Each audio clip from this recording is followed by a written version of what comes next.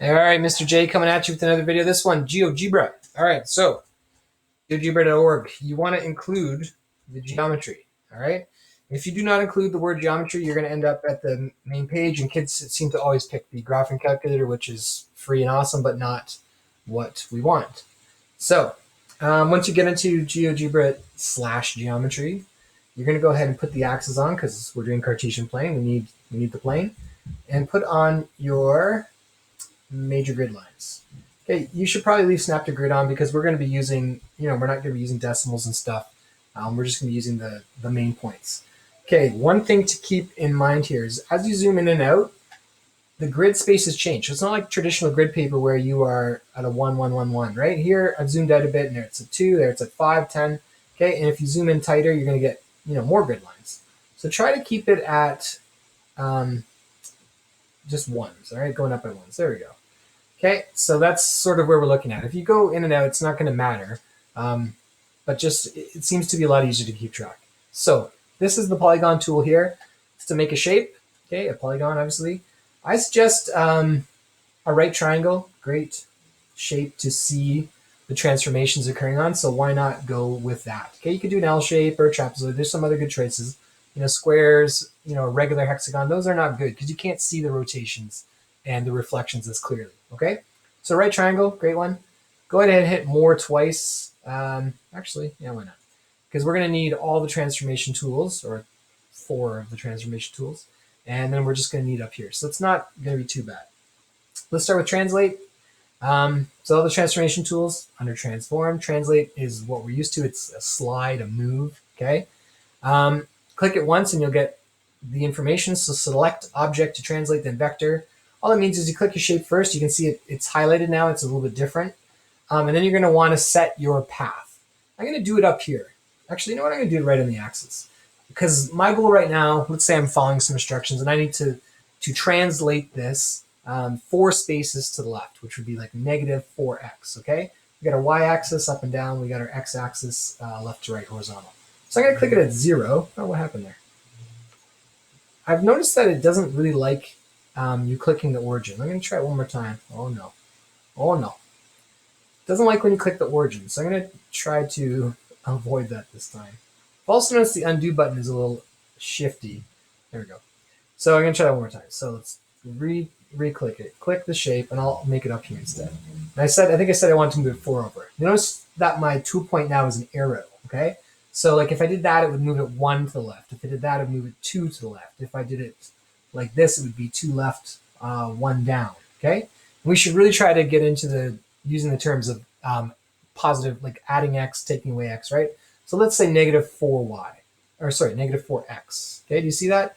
I moved 1, 2, right? 1, 2, 3, 4 to the left, so that's negative 4x. Okay, and there's my shape. It's been translated right over the axis. All right, and it makes sense if we look at point C, for example. Let's switch back to our arrow tool. You know the arrow tool, and you just mouse over a point, it tells you where it is. So that's at 4, 1. That's its location on the grid. Okay, so 4, 1. And if I think about that, so the 4 is my x, and I want to take away 4x, I should now be at 0x, which I am. Okay, point B was at 1. If you take away 4 from 1, you should be at negative 3. Sure enough, there it is. Okay, so that's translate. I don't think people have too much trouble with that. It doesn't matter where you put the vector, put it where you want. All right, except it doesn't seem like the origin. I don't know why. Oh, see, it didn't like to undo that D. There we go. All right, come back. There we go. All right, so this time let's try a different tool. Let's go right to reflect. Now reflect. There's 2 reflections. One's about a point, one's about a line.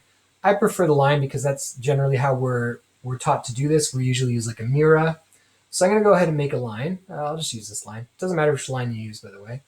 And I want to reflect this triangle about the x-axis. So I'm going to reflect it down into quadrant 3.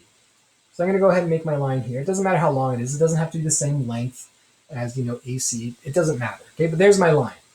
So now I can choose the reflect about line, click my shape, click the line, and there we go. Okay, it's just like using a mirror. That's why I like the reflect about a line tool compared to reflect about a point. But try them both out. Maybe you prefer the other one. Nothing wrong with that.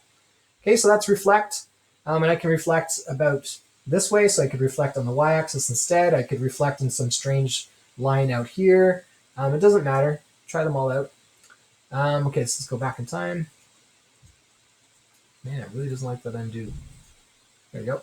Last one I'm going to show you today is rotation. So rotation is actually the second tool, which is weird because it's usually the third transformation kids learn. But anyways, rotate about a point. So it says select object to rotate and center point, then enter angle. So I'm going to click here. And I'm going to rotate this. You could try the origin, but I find it's finicky. If you want to rotate about the origin, it's best to actually go ahead and insert a point first, which you can do up here just by inserting a point. It would be called D. But I'm going to try rotating just about here. Okay, so now you can imagine this shape is going to rotate. I'm going to rotate 90 degrees counterclockwise, so it's going to end up over here. So let's put the point here. Okay, now I'm going to say 90. Oops. Oh no, I just put another point in. I wonder if anything's going to happen. Let's find out. 90 degrees counterclockwise, so opposite of the clock. Oh, that was all right. So there it goes. Okay, so you can see like point A. For me, point A is always the easiest reference because it was lined up so close to point D. You can see it was 1, 2, right? 2 away on the X. Okay, so it was 2, -2 on the X. It was 2 away on the X. Now it's 2 away on the Y. Okay, so that lines up. That makes sense. All right, and you can look at the other points and see if they're related. Right, C 1, 2, 3, 4, 5 away, still 5 away. Okay, but it's all rotated 90 degrees. If you want to try it in real life, you just kind of lock your finger, in this case on point D, and if you rotate the whole paper, the actual page, the grid, you'll see that this shape would move to correspond with that. Okay, so remember this would be called a pre-image, this one the image, and you get the little quotes. If I was going to rotate it again, it would be C with 2 of those instead of 1. I'm not going to show you dilate, but I will tell you it's right there, and that's going to be our bump up. So give that a whirl, see what happens, see what happens to your shape, and that's about it. So those are the main tools. Give it a whirl and see how it goes. Good luck.